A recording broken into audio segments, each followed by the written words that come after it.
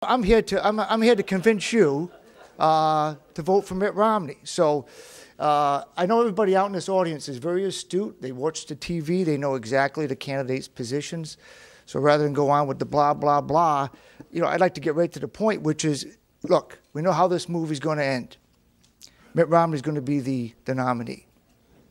Forgive me, and with all due respect to all my friends out there, so that's going to happen. The way I look at it, the sooner we get it over, the better. We can save the money, because in the end, guess who we're after? We're after Barack Obama. We've got to beat him, and we've got to save our resources, conserve our resources, and get to that point. Mitt Romney has the best, forgive me for saying it, best ground game, most money, and the polls say he's going to win. And I know there's a lot out there, a lot of you out there are going to say, hey, the polls lie. Polls are good. Polls are pretty good, and the polls say Mitt Romney has the best chance to beat Barack Obama. And even a little guy like me, I ran a poll during my state Senate campaign, came out right on the money the way it came out in the election.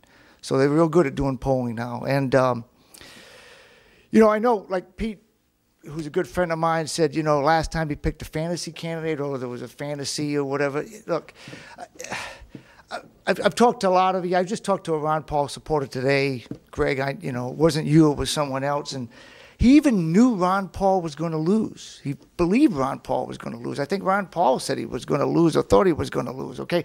Hey, look, I don't get it.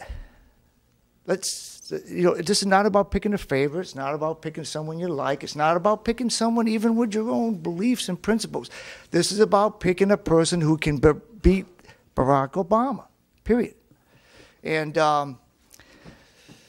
just to get into one of the main reasons why I like Mitt Romney and why I support him is, being a senator who won in a Democratic district, first Republican in 94 years, I can appreciate a guy who can beat a Democrat in a Democratic state like Mass. And that's the kind of guy you're going to need to get out there and convert Democrats over to vote for you, and especially those independents.